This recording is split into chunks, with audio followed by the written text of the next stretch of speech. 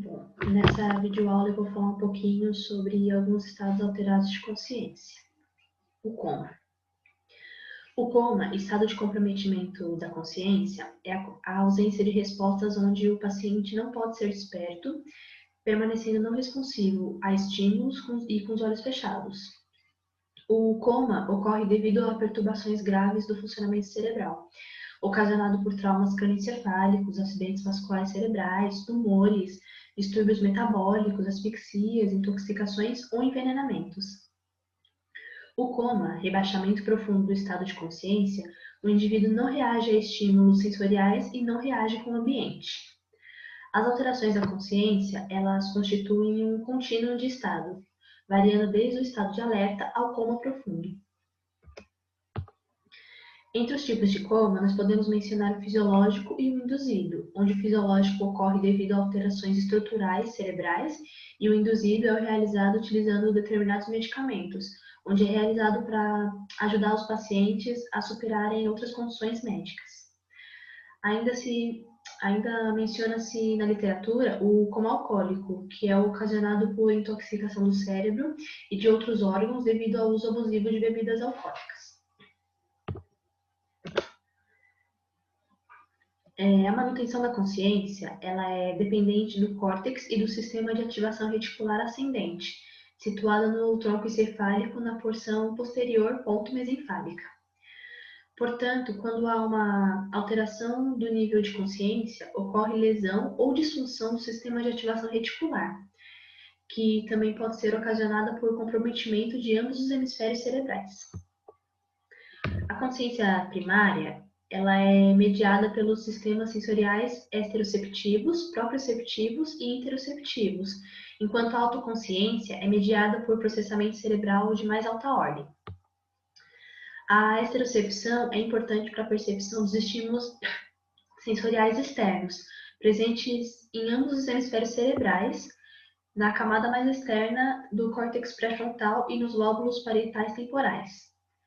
A propriocepção refere-se à sinestesia, ou seja, a percepção do movimento, do peso, a posição do corpo e etc., por via dos receptores em músculos, tendões e articulações. A interocepção refere-se à via dos receptores em músculos lisos e em órgãos viscerais.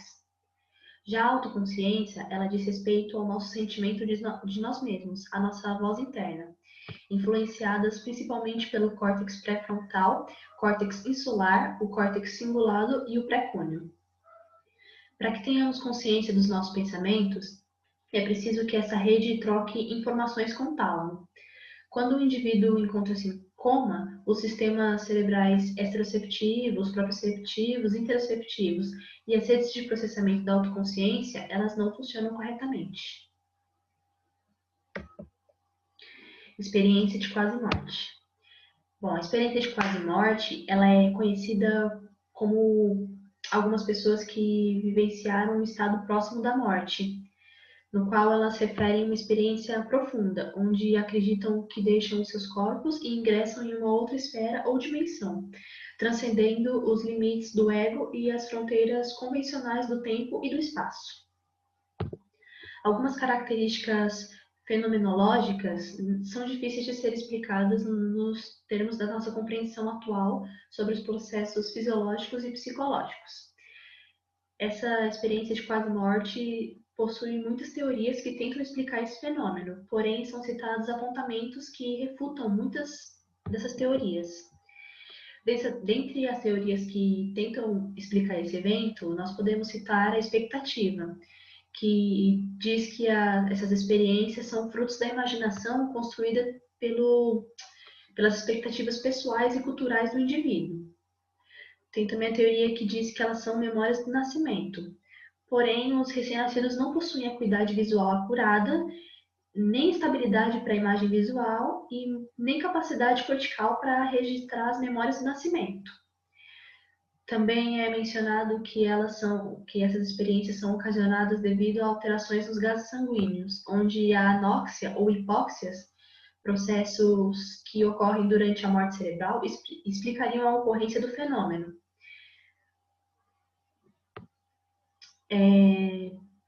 Outras teorias são alucinações tóxicas ou metabólicas, onde acredita-se que o evento não passa de alucinações causadas por medicamentos, por distúrbios metabólicos ou por mau funcionamento cerebral. Também existe a teoria da neuroquímica, que responsabiliza os neurotransmissores cerebrais, mais frequentemente as endorfinas e outros opioides endógenos liberados sob estresse.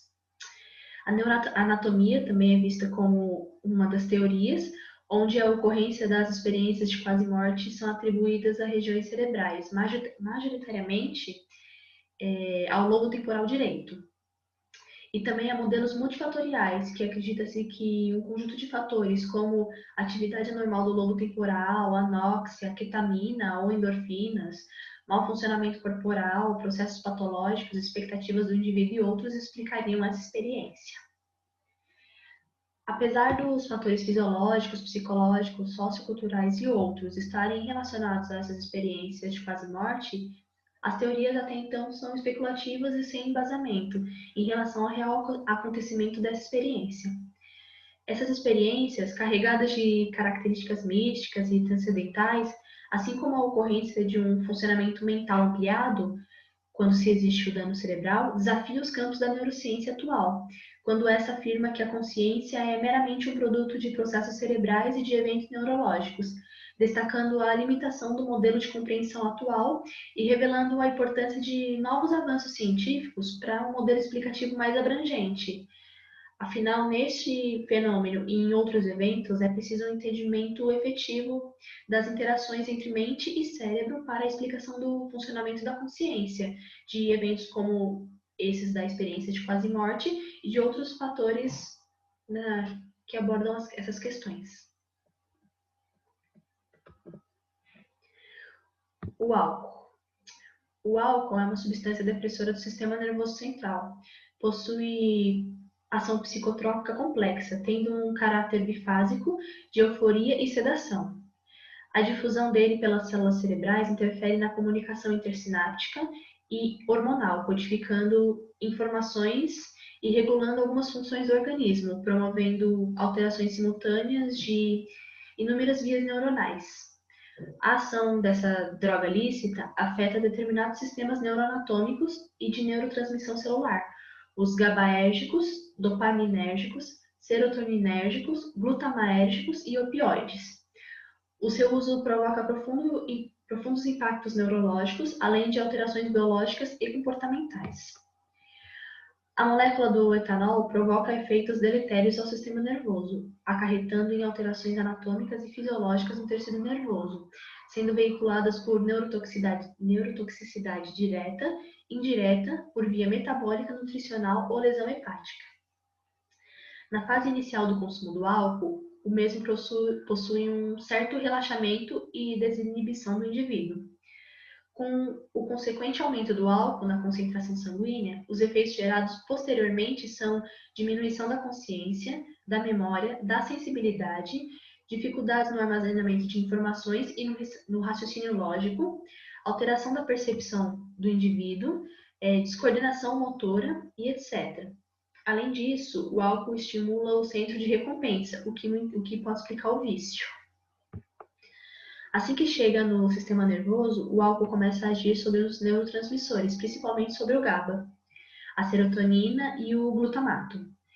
Esses neurotransmissores são divididos em excitatórios, quando estimulam a atividade elétrica do cérebro, ou inibitórios, quando a reduzem.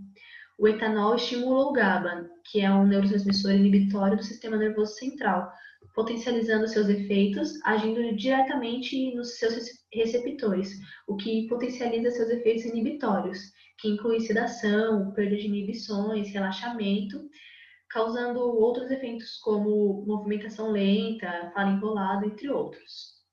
Ao mesmo tempo, o álcool inibe o glutamato, que é um neurotransmissor excitatório central, suprindo os efeitos estimulantes e acarretando um tipo de retardamento fisiológico. Quase ao mesmo tempo, também ocorre a liberação da serotonina, que regula o prazer e o humor, deixando o indivíduo mais eufórico. Estudos apontam que o uso do álcool por um longo prazo acarreta em prejuízos na memória, onde ocorre a redução da massa hipocampal mediada por GABA. Dessa maneira, o hipocampo, que está relacionado a memórias explícitas, que envolve a lembrança consciente de informações, é necessário para esse tipo de memória. O álcool perturba a codificação de novas memórias.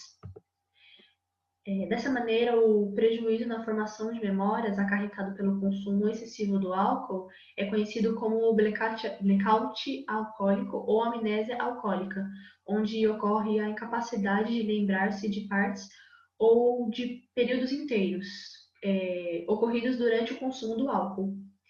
O indivíduo realiza normalmente ações como andar, falar, comer e etc. Porém, o cérebro é incapaz de formar a memória desses eventos. A amnésia alcoólica ela é chamada de anterógrada, pois a formação dos novos eventos ela é impossibilitada, não causando prejuízo às memórias anteriores a esse evento. A incapacidade de registrar novos eventos durante a bebedeira ocorre pela inibição dos circuitos do hipocampo, que é o responsável pela consolidação de memórias. Bom, o déjà vu. O déjà vu, que é uma expressão francesa que significa já visto, é uma experiência humana em que reconhecemos uma situação familiar, uma reação psicológica, onde temos a impressão que já vivenciamos determinado momento ou situação. Esse fenômeno possui várias teses e teorias quanto ao seu mecanismo e ao seu real acontecimento, além de questionamentos sobre as regiões cerebrais que são ativadas e que estão envolvidas durante a sua ocorrência. Entre as teses existentes para a explicação desse fenômeno, existe a que explica que a mente acessa as lembranças no momento em que essas estão sendo gravadas, o que causa uma falsa impressão de que o presente é uma memória. Outra tese é que o déjà vu significa acessar memórias nunca processadas pela consciência, como quando vivenciamos determinada situação, onde por mais que não estejamos conscientes de todos os elementos envolvidos naquela situação, o nosso inconsciente já teve acesso a todos eles. Uma das teorias mais famosas, a do pesquisador Akira O'Connor, descreve que esse fenômeno é como um alarme consciente de uma discrepância sendo corrigida.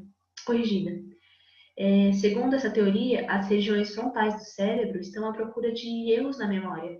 Então, eles revisam as lembranças existentes, o que provocaria a falsa impressão de recordar um evento que não vivemos. Essa sensação de ter vivenciado um determinado momento ocorre porque os indivíduos acreditam que recordam de uma imagem que é semelhante a vários outros eventos que estão armazenados na memória, ou porque determinado evento parece ser familiar. Outra possibilidade é quando o momento é semelhante a outro que se recorda vagamente, no qual não prestamos muita atenção quando vivenciamos. A sustentação do falso reconhecimento ocorre devido a uma mescla da percepção atual com uma percepção anterior efetivamente semelhante em conteúdo, ou pelo menos em suas reações emotivas. A percepção anterior pertenceria à vigília, ao sonho ou a ambos, mas sempre ao inconsciente. De qualquer maneira, sendo o déjà vu remetido à lembrança de algo visto, de uma lembrança ou de algo imaginado, haveria uma evocação confusa ou incompleta de uma lembrança real. Logo, quando levamos em consideração a existência de algumas teorias sobre o déjà vu, nós podemos relacioná-lo a um elemento de memória prospectiva, onde ocorre a projeção de imaginar o futuro. Ele é uma combinação de códigos gravados na memória para criar um código de algo que não ocorreu, estando intimamente relacionado a componentes emocionais do aprendizado. Ele pode estar relacionado com a memória de longo prazo, no hipocampo, ou com a memória de trabalho, do córtex pré-frontal. Esse fenômeno ele pode predizer elementos de memórias passadas e futuras. Além disso, ele está interligado com as componentes cognitivas da consciência, assim como da atenção. E apesar do rápido avanço neurocientífico, esse é um campo ainda inexplorado e incerto para as ciências. Logo, para entender como funciona o mecanismo do déjà vu, é necessário um método científico mais acurado para estudá-lo. Bom, tomada de decisões. Durante o desenvolvimento do nosso trabalho, nós apresentamos a consciência como um contínuo de estado e não de tipos, o que pode variar desde o estado de alerta ao estado de coma profundo, apresentando também as variantes dos estados ordinários e não ordinários da consciência. Os estados mais típicos, os estados mais típicos são a vigília e o sono, com diferentes estados de consciência sendo experimentados na primeira. A consciência, ela apresenta muitas facetas e muitas especificidades, passando por grandes variações que geram as mais variáveis consequências. O desenvolvimento do comportamento de um indivíduo em estados ordinários de vigília se dá a partir das experiências, dos aprendizados, do contexto e tomadas de decisões que o mesmo toma, destacando a importância da consciência nesse processo. A percepção de estar consciente possibilita o entendimento da diferença entre emoção e sentimento, como a realidade é construída e modificada de acordo com as decisões que tomamos. É a tomada de decisão que define as ações, direciona a um caminho e que molda o que é construído diariamente em cada contexto ambiental e social, tanto na construção do indivíduo, tanto na construção das suas ações. Damasio menciona que cada estado mental consciente só pode ser vivenciado unicamente por cada indivíduo. Todavia, ele assume uma relação objetiva em relação a essa experiência. O controle cognitivo pode ocorrer de modo consciente, inconsciente ou misto das duas formas, dependendo do tipo de demanda cognitiva das situações. Em situações de rotina, previsíveis, as ações são realizadas pelos indivíduos são baseadas em habilidades ou aptidões, e muitas vezes as respostas psicomotoras realizadas são consideradas inconscientes. Já em situações que não pertencem à rotina do indivíduo, que requerem um determinado treinamento, as ações serão executadas com base em regras. Já as situações inusitadas serão autuadas baseadas em aprendizados e conhecimentos, sejam eles tácitos ou teóricos. Nesse contexto, nós podemos afirmar que a tomada de decisão é influenciada pela autopercepção, pelas emoções, pelos estados cognitivos do indivíduo, que formam a base da consciência dentro desse contínuo de estados.